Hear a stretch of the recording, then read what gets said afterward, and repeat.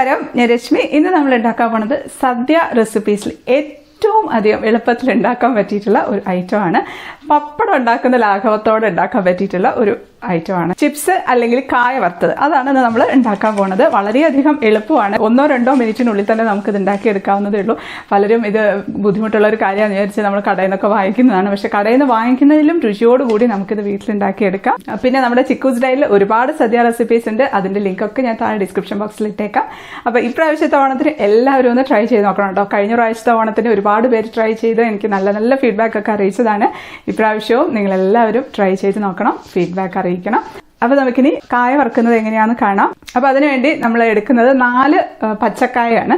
പച്ചക്കായ എന്ന് പറയുമ്പോൾ നല്ല മൂത്ത നേന്ത്രക്കായ വേണം എടുക്കാനായിട്ട്. അതായത് നമ്മളിപ്പോൾ കടയിലൊക്കെ പറഞ്ഞിരുന്നാൽ മതി കായ വറക്കാൻ വേണ്ടിയിട്ടാണ്. അതുകൊണ്ട് മൂത്ത കായ വേണമെന്ന് പറഞ്ഞിരുന്നാൽ അത് അവർ അവിടെ നിന്ന് തരും. ഞാനിത് ഉപ്പുവെള്ളത്തിലോ മഞ്ഞൾ വെള്ളത്തിലോ ഒന്നും കുതിർത്ത് വെക്കുന്നൊന്നുമില്ല. കോഴിക്കോടാണല്ലോ ചിപ്സിന്റെ കേന്ദ്രം എന്ന് പറയുന്ന ഒരു സ്ഥലം. കാരണം കോഴിക്കോടൻ ചിപ്സ് കഴിച്ചു കഴിഞ്ഞിട്ടുണ്ടെങ്കിൽ വേറെ എവിടെ നിന്ന് ചിപ്സ് കഴിച്ചാലും നമുക്ക് ഇഷ്ടപ്പെടില്ല. അതാണ് അവിടുത്തെ ഒരു പ്രത്യേകത. അപ്പൊ അവിടെയൊക്കെ ഇങ്ങനെ റോഡ് സൈഡിലൊക്കെ ഇങ്ങനെ ഒരുപാട് ഷോപ്പുകൾ ഉണ്ടാവും. അപ്പൊ അവരൊക്കെ എന്താ ചെയ്യുന്നത് വെച്ചാൽ കൊല അങ്ങനെ തന്നെ തൂക്കിയിട്ടിട്ടുണ്ടാവും. അപ്പൊ അതിൽ നിന്ന് കായ ഇറുത്തെടുക്കുക പോലും ഇല്ല. ജസ്റ്റ് ഒരു വര വരയ്ക്കും, അതിൻ്റെ ഉള്ളിൽ നിന്ന് ആ കായ എടുക്കും, അരിഞ്ഞ് ഡയറക്റ്റ് എണ്ണയിലോട്ട് ഇടും. അപ്പോൾ ആ ഒരു മെത്തേഡിലാണ് നമ്മളിത് ചെയ്യുന്നത്. തനി കോഴിക്കോടൻ ചിപ്സാണ് നമ്മൾ ഉണ്ടാക്കാൻ പോണത്. അപ്പോൾ നമുക്ക് കാണാം. ഒരു ബൗളിലേക്ക് ഒരു 1/2 കപ്പ് തിളപ്പിച്ചാറിയ വെള്ളം എടുക്കുന്നുണ്ട്. 2 ടേബിൾ സ്പൂൺ ഉപ്പാണ് ചേർത്ത് കൊടുക്കുന്നത്. അത് നമുക്ക് നന്നായിട്ടൊന്ന് മിക്സ് ചെയ്യാം. ഇതിൽ നല്ല ഉപ്പ് വേണം. ഇനി നമ്മൾ അടുപ്പത്ത് ഒരു ചീനച്ചട്ടി എടുത്ത് വെച്ചിട്ടുണ്ട്. നമുക്ക് കത്തിച്ചു കൊടുക്കാം. പിന്നെ വെളിച്ചെണ്ണ തന്നെ എടുക്കണം, ഓയിലൊന്നും എടുക്കരുത്. അപ്പം അതിൻ്റെ ആ ഒരു ടേസ്റ്റ് ഒരിക്കലും കിട്ടില്ല. ഇനി നമുക്ക് വേണ്ടത് ഇതുപോലത്തെ ഒരു സ്ലൈസറാണ്. മിക്കവാറും എല്ലാ വീട്ടിലുണ്ടാവാൻ സാധ്യതയുണ്ട്. അപ്പൊ ഇതുണ്ടെന്നുണ്ടെങ്കിൽ നമുക്ക് എല്ലാം ഒരേ കനത്തിൽ മുറിച്ചെടുക്കാനായിട്ട് പറ്റും. ഇല്ലെങ്കിൽ കുഴപ്പമില്ല, കൈകൊണ്ട് മുറിക്കുകയാണെങ്കിൽ വളരെ തിന്നായിട്ട് ഒരേ അളവിൽ മുറിക്കാനായിട്ട് ശ്രമിക്കണം. ഇല്ലാന്നുണ്ടെങ്കിൽ നമ്മൾ എണ്ണയിലേക്ക് ഇടുന്ന സമയത്ത് ചില കട്ടി കൂടിയ ചിപ്സ് ആവാതെയും കട്ടി കുറഞ്ഞത് പെട്ടെന്ന് ആവുകയൊക്കെ ചെയ്യും. അപ്പം അതുകൊണ്ട് കൈകൊണ്ടാണ് മുറിക്കുന്നതെങ്കിൽ അതൊന്ന് ശ്രദ്ധിച്ചിരുന്നാൽ മതി. ഇതിലെടുക്കേണ്ടത് വളരെയധികം തിന്നായിട്ട് കിട്ടുന്ന ഒരു ബ്ലേഡ് ഉണ്ട്, അതാണ് നമ്മൾ എടുക്കേണ്ടത് കേട്ടോ. ഇതേപോലെ തന്നെ വേറൊരു ബ്ലേഡും കൂടെ ഉണ്ട്, പക്ഷെ ഇതിന്റെ ആ ഒരു ഗ്യാപ്പ് ഉണ്ടോ കുറച്ച് കൂടുതലാണ്. അപ്പോൾ ഇതെടുത്തിട്ടുണ്ടെങ്കിൽ നല്ല തിക്കായിട്ട് കിട്ടും നമ്മുടെ ചിപ്സ്. വളരെ തിന്നായിട്ടില്ലേ നമ്മുടെ ചിപ്സ് വേണ്ടത്. അപ്പോൾ അതുകൊണ്ട് ഇതിൻ്റെ ഉള്ളിൽ കൂടെ നോക്കിയാൽ പോലും കാണാത്ത തരത്തിലുള്ള ഒരു ബ്ലേഡാണ് ഉള്ളത്, അതാണ് ഇട്ടിട്ടുള്ളത്. ഇനി നമുക്കിത് അരിഞ്ഞെടുക്കാം. നമുക്ക് കായയുടെ തൊലി ഒന്ന് പൊളിച്ചെടുക്കാം. അപ്പം എണ്ണ ചൂടായി വരുന്നുണ്ട്. നമുക്കിത് ഇങ്ങനെ പിടിച്ച് ഡയറക്റ്റ് ആയിട്ട് എണ്ണയിലോട്ട് അരിഞ്ഞിടാം. ഒരു പ്രശ്നവുമില്ല, പേടിക്കേണ്ട ഒരു ആവശ്യമില്ല. അത് നമുക്ക് ഒരെണ്ണം ഒന്ന് ഇട്ട് നോക്കാം. അത് ആയിട്ടുണ്ട്. ഇത് നമുക്കിങ്ങനെ എടുക്കാം.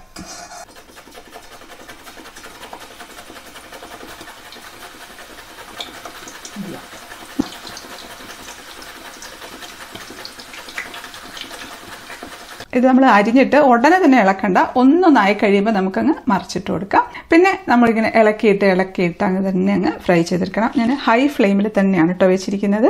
പിന്നെ പലർക്കും ഈ ഒരു ചിപ്സ് ഉണ്ടാക്കുന്ന സമയത്ത് എണ്ണ കുടിക്കുന്നു എന്നുള്ളൊരു പ്രശ്നം പറയാറുണ്ട്. കാരണം എണ്ണ അബ്സോർബ് ആവുന്നു പെട്ടെന്ന്.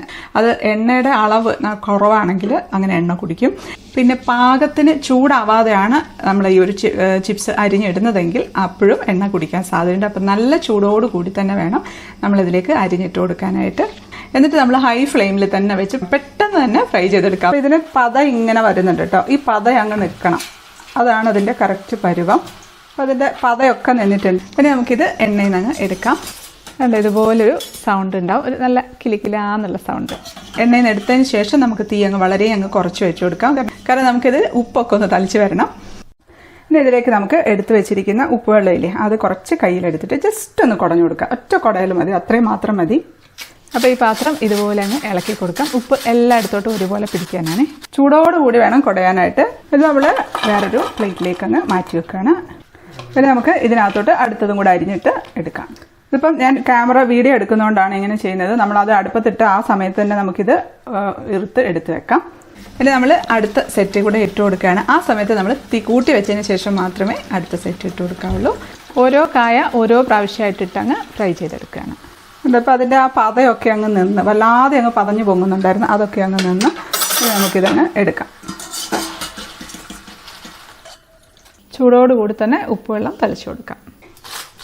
ഇത് കുറച്ച് സമയം അവിടെ ഇരിക്കട്ടെ. ഇത് അടുത്തതായി വരുമ്പോഴത്തേക്ക് നമുക്ക് അത്രയും സമയം നമുക്കിതിവിടെ വയ്ക്കാം. നമുക്കിത് എടുക്കാനായിട്ടുണ്ട്. നമുക്കിതിലേക്ക് ഇട്ട് കൊടുക്കാം. ഇനി ഡയറക്റ്റ് എണ്ണയിലേക്ക് അരിഞ്ഞിടാൻ പേടിയുള്ളവർ ഇതുപോലെ ഒരു പ്ലേറ്റിലേക്ക് അങ്ങ് അരിഞ്ഞിട്ടിട്ട് ഫ്രൈ ചെയ്തെടുത്താൽ മതി. പക്ഷെ എല്ലാം ഒരുമിച്ച് അങ്ങ് അരിഞ്ഞൊന്നും വെക്കരുത്. ഒരെണ്ണം അരിയുക, അതങ്ങ് ഫ്രൈ ചെയ്തെടുക്കുക, പിന്നെ അടുത്തത് അരിഞ്ഞിടുക, അടുത്ത ഫ്രൈ ചെയ്തെടുക്കുക. പക്ഷേ ഇങ്ങനെ ഇടുന്ന സമയത്ത് ചിലപ്പം 1-2-3 എണ്ണമൊക്കെ ഒരുമിച്ച് പറ്റി പിടിച്ച് പോകാനും ഒക്കെ സാധ്യതയുണ്ട്. അപ്പം അതിൻ്റെ വേവൊക്കെ കുറച്ചൊന്ന് മാറിപ്പോകാനൊക്കെ സാധ്യതയുണ്ട്. എന്നാലും വലിയ പ്രശ്നമൊന്നുമില്ല. പക്ഷേ നമ്മൾ എണ്ണയിലേക്ക് ഡയറക്റ്റ് അരിഞ്ഞ് ആ ഒരു ശീലം വരികയാണെങ്കിൽ അത് തന്നെയാണ് ഏറ്റവും എളുപ്പമായിട്ടുള്ളത്. ഇത് നമുക്ക് പെട്ടെന്ന് തന്നെ എണ്ണയിലേക്ക് ഇട്ട് കൊടുക്കാം.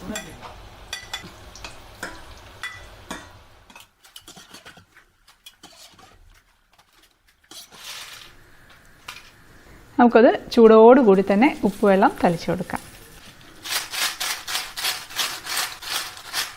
അതുപോലെ നമ്മുടെ 4ാമത്തെ കായും അരിഞ്ഞിടുകയാണ്.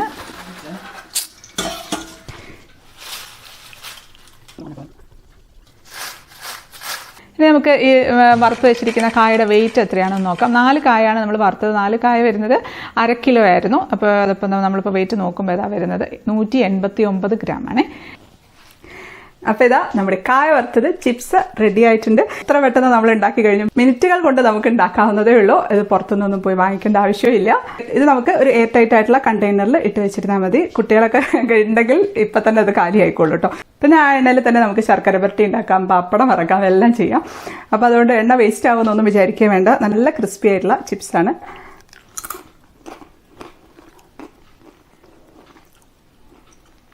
അടിപൊളിയാട്ടോ.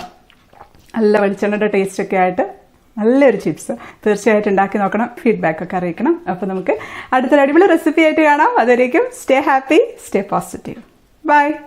ഇത് നമുക്ക് നല്ല എയർ ടൈറ്റ് ആയിട്ടുള്ള ഒരു കണ്ടെയ്നറിലേക്ക് ഇട്ട് വെക്കാം. ഇനി നമുക്കിത് ഓണത്തിന് എടുക്കാം.